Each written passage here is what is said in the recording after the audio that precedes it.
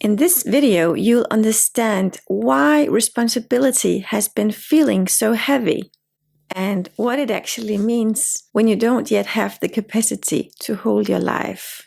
I'll show you a very specific way to start holding responsibility differently without burning out.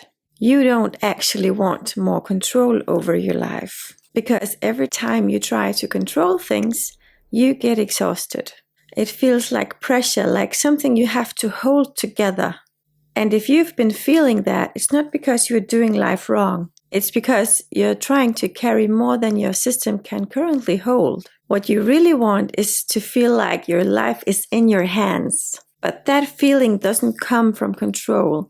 It comes from capacity. And this is the part no one really explains clearly. If you are sensitive, aware, and ambitious, your issue is not discipline, it's capacity. Your nervous system hasn't yet caught up with the life you are trying to build. You might feel like your life isn't really in your hands, and it shows up in subtle ways. Your energy is inconsistent, your motivation is not something you can rely on, and your emotional state can take over faster than you can catch it. So you try to stabilize it. You try to get more disciplined, more structured, more on top of things.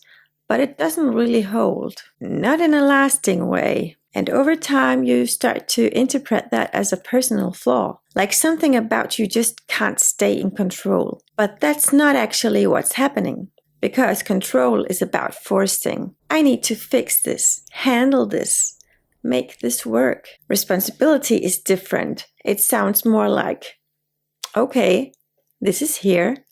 What do I do with it? It's not about making life happen. It's about meeting it when it does, when it happens. Responsibility is what you do in the moment when something hits you. And that changes how it feels to be in your life. When responsibility is misunderstood like this, it starts to feel heavy. For years, this idea followed me. Everything in your life is your responsibility. And I didn't just hear it. I started to reflecting on it and testing it in my life. And honestly, I loved the idea. It felt empowering. The idea that everything in my life in some way was mine, that how I showed up mattered, that my life wasn't random, but something didn't fully land.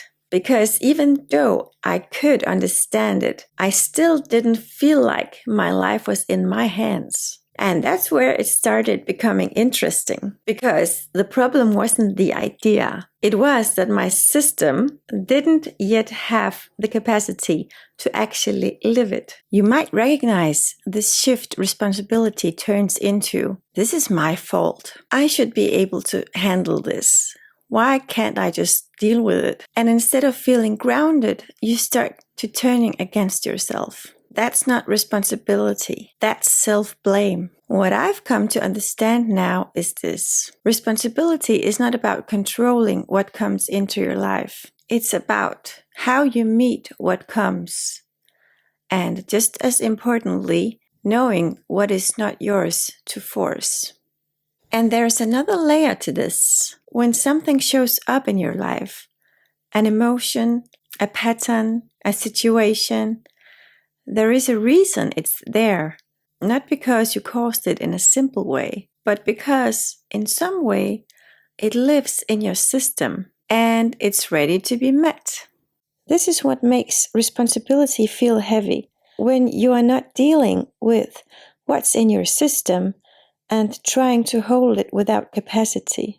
And that's how I actually live responsibility, not as control, but as I am willing to meet what is here and take care of it in me, for feeling it, for staying with it, for not pushing it away, not blaming others for it or needing it to be different. In other words, learning how to be with it with a little more openness, a little more honesty, maybe even a little more compassion, so that it can move instead of getting stuck, and so that it grows me instead of throwing me off again and again, And this is exactly where active spaciousness comes in. This is how you start holding responsibility differently. And I'll show you exactly what that looks like in a moment, because this is the skill, that's the method.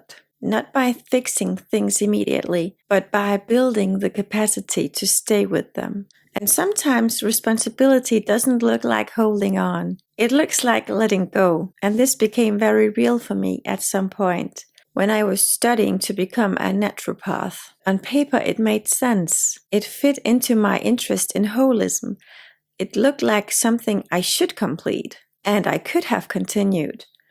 There isn't anything I couldn't handle, but if I was really honest, it wasn't mine. My real work was something else. It was this active spaciousness, this way of relating to yourself and building capacity, growing in your life. And what I noticed was not overwhelm. It was a kind of split. My energy started scattering, not because it was too much, but because I wasn't fully devoted to what was actually mine. And this is another way responsibility becomes heavy, when you carry what isn't actually yours. So taking responsibility there didn't look like pushing through. It looked like stopping, letting go, even though I had already invested money, time, energy, identity, and trusting that just because something makes sense, it doesn't mean it's yours. That's a different kind of responsibility. It's not force, it's discernment. It's being honest enough to say, this is not my path, and trusting that something else is.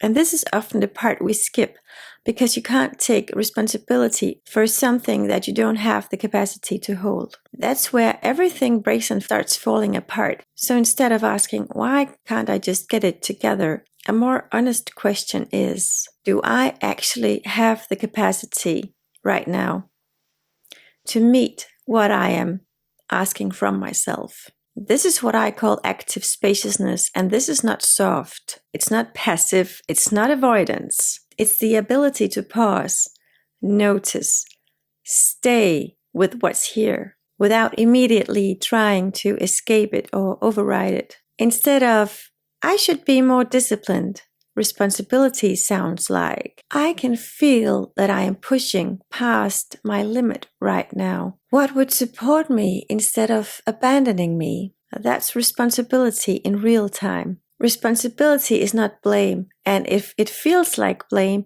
you are outside your capacity. It means you are the one who has the power to respond, and that's empowering. So responsibility is not the opposite of surrender. It's what makes surrender possible, because you are not collapsing, you are meeting what's here and releasing what isn't yours to control. Because forcing is what happens when capacity is missing. You don't need more control, you need more capacity to stay with yourself inside your life, to meet what's here without collapsing, without forcing, and without leaving yourself in the process. Because responsibility is not about getting it right. It's about staying with what's here long enough for it to move, with the hard things, and for you to grow with it. And when that changes, you stop reacting and start choosing. You stop forcing and start holding. And your life begins to feel like something you can be in, not something you have to control or escape from.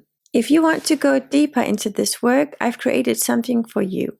It's a free 7-day experience, 7 embodied practices designed to gently widen your window of regulation, so your nervous system can begin stabilizing the identity you are growing into.